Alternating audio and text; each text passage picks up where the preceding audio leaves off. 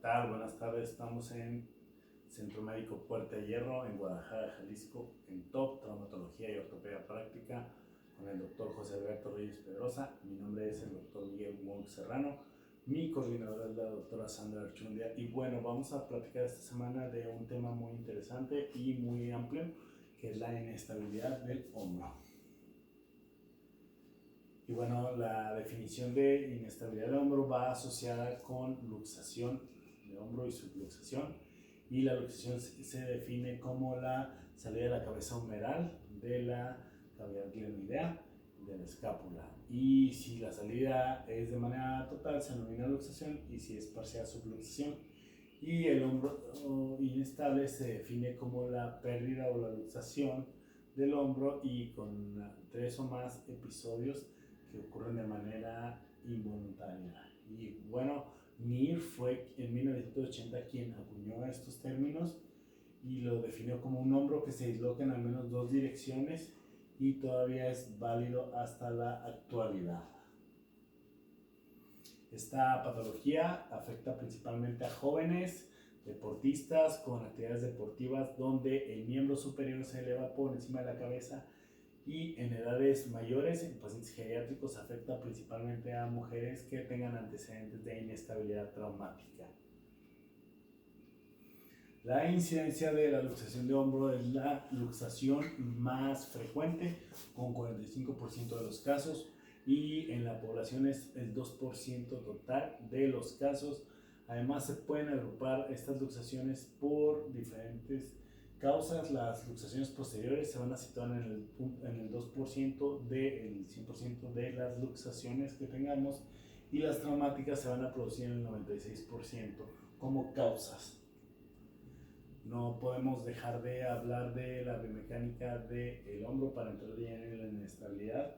Y pues la articulación más móvil del cuerpo humano es el hombro, gracias a 3 grados de libertad que nos permiten orientar al miembro superior y realizar los movimientos de flexión y extensión, de abducción, de aducción horizontal y la rotación externa.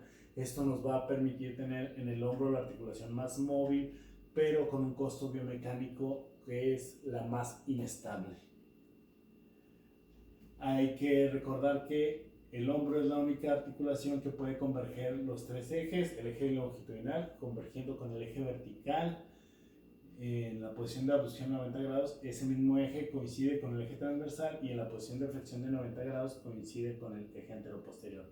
La parábola de Codman nos habla de que el hombro es la única articulación que permite dar un giro sobre sí mismo de 360 grados sobre las demás articulaciones. Pero ¿cómo logra esta situación el hombro? Es cierto que es la articulación más móvil y que tiene un costo alto biomecánicamente.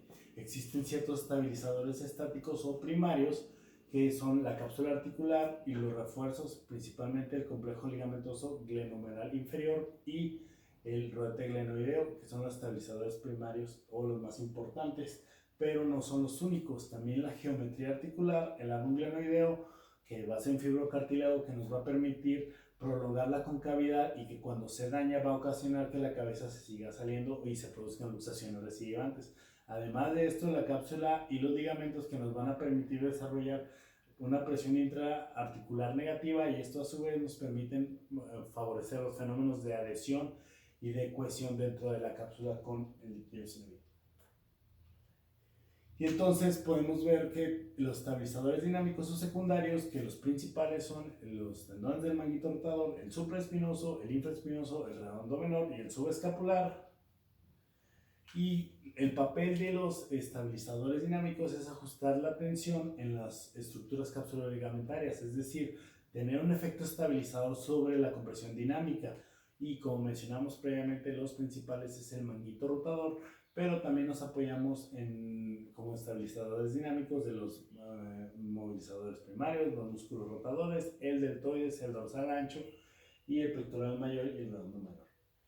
Y no podemos dejar de mencionar el papel tan importante del tendón del bíceps en las luxaciones anteriores, ya que tiene un papel importante en la producción etiológica en pacientes convulsivos por la tracción y la importancia de la vigilancia del mismo durante las maniobras de reducción, ya sean cerradas o abiertas. Podemos clasificar la inestabilidad de muchas maneras. La etiología traumática de las luxaciones, los pacientes que tienen una posición inicial forzada y que tienen dolor agudo ante la manipulación, y atraumática de comienzo insidioso, que van a presentar molestias leves y la reducción va a ser espontánea. La etiología de las luxaciones se producen por fatiga de los estabilizadores dinámicos, principalmente, junto con otras etiologías que son la asincronía escapulohumeral, es decir, en el deceso hay un movimiento asincrónico de la articulación escapulohumeral, la transferencia excesiva del estrés a estabilizadores estáticos y la atenuación o disminución de la estabilización de los estabilizadores estáticos. Todos estos factores van a producirnos una inestabilidad del hombro que, junto con lesiones de los tejidos blandos, van a producir una inestabilidad multidireccional, y esta necesita tratamiento. Otros factores asociados que se han descrito en la literatura son el ser varón de más de 45 años con posible patología del manguito rotador previo, además de luxaciones previas, y deportistas con actividad por encima del hombro, que ya lo habíamos mencionado, y con antecedente de lesión ósea. Los mecanismos de la producción de luxación traumática, que son el directo, indirecto y la contracción muscular. El directo, la mayor parte ocurren porque la cabeza del húmero está en posición anterior y subcoracoidea. El indirecto, que usualmente las posteriores, debido a un golpe en dirección anterior-posterior, y la contracción muscular, que va a ser producida por electrocuciones o crisis epilépticas. Las atraumáticas van a ser usualmente por hiperlaxitud o hipoplasia o una debilidad de los tendones del manguito rotador. Y bueno, otra manera de clasificar las inestabilidades es por el grado de luxación, que va a requerir reducción, o por una subluxación, que el paciente refiere que lo siente como peso muerto, y la reducción anatómica es de manera espontánea. Las luxaciones traumáticas y atraumáticas, las causas más frecuentes son la traumática, es la luxación anterior por un mecanismo de contusión en la extremidad de extensión, y la atraumática por una hiperlaxitud de la cápsula. Pero no son los únicos factores de luxaciones atraumáticas. Las lesiones capsuloligamentarias y la cápsula rodante inferior en el intervalo rotador, y el labrum anormal o hipoplásico junto con ligamentos poco patentes. Además, lesiones óseas, fracturas previas no tratadas o tratadas con callos exuberantes, lesiones del mango rotador y debilidad en los músculos durante la rotación externa. Otra manera de clasificar las luxaciones es por el tiempo: congénita cuando son de nacimiento, aguda cuando se ocurren las primeras 72 horas, una crónica más de 72 horas, y una inveterada cuando lleva más de 3 semanas sin haber sido diagnosticada. La recidivante cuando el paciente presenta varios episodios, 3 o más de inestabilidad, y también se le denomina habitual. Otras causas o tipos de luxación es la intencionalidad, la luxación voluntaria en pacientes psiquiátricos cuando la producen de manera involuntaria o por trastornos de la personalidad, y la involuntaria, que es la más común con la traumática, y la dirección, que nos habla del patrón unidireccional. Las anteriores, que ya mencionamos que es la más común, la de las luxaciones, el 90%, y los otros que serían la subcoracoidea, la subglenoidea, subclavicular y la intertorácica. En las posteriores ponemos los patrones subacromial, infraespinosa, subglenoidea, y en los inferiores la subglenoidea subtricipital y erecta, o en mástil con hiperabducción, y los superiores con multidireccional. El cuadro clínico son pacientes que tienen dolor, incapacidad funcional con limitación de arcos de movimiento, y clínicamente cuando es una luxación anterior con signos de la charretera.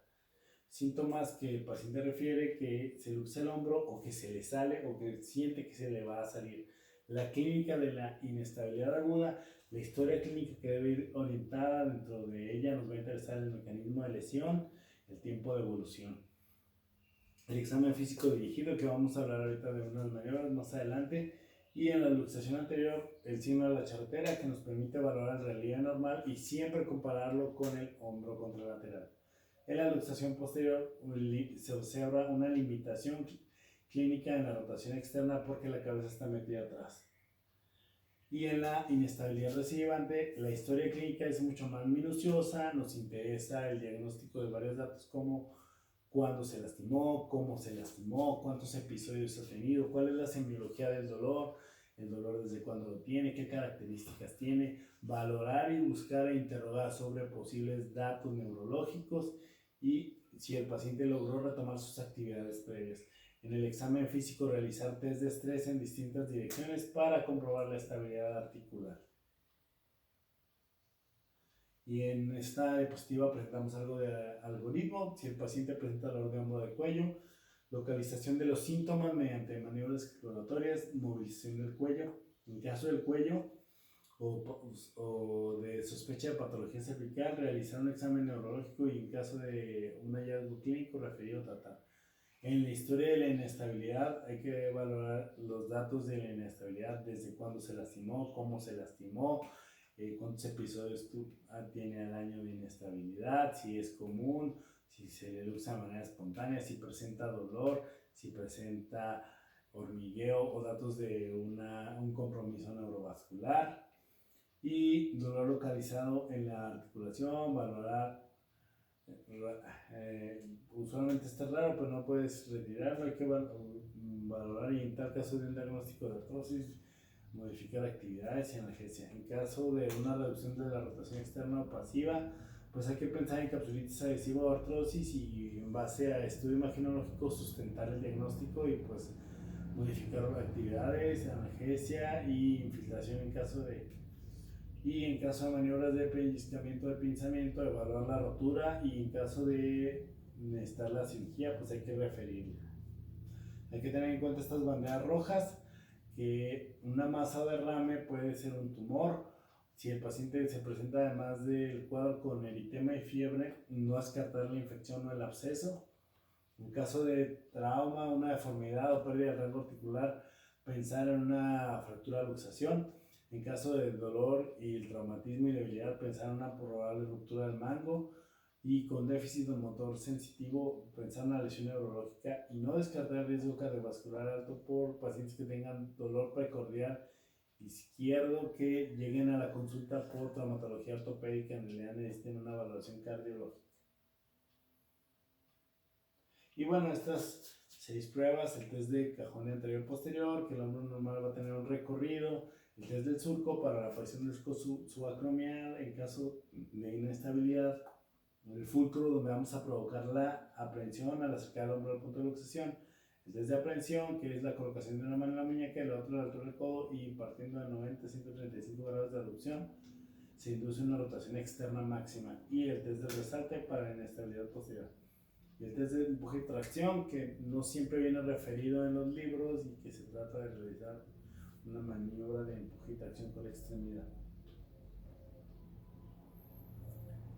Y bueno, el diagnóstico que vamos a hablar en la siguiente sesión, nada más vamos a mencionar aquí que se recomienda una radiología simple, una anteroposterior, rotación interna y externa para valorarla, y una radiografía axilar, como siempre un TAC para valorar el tejido óseo, una artroTAC o una artrografía y una resonancia magnética nuclear, pero el gold standard, la artroresonancia.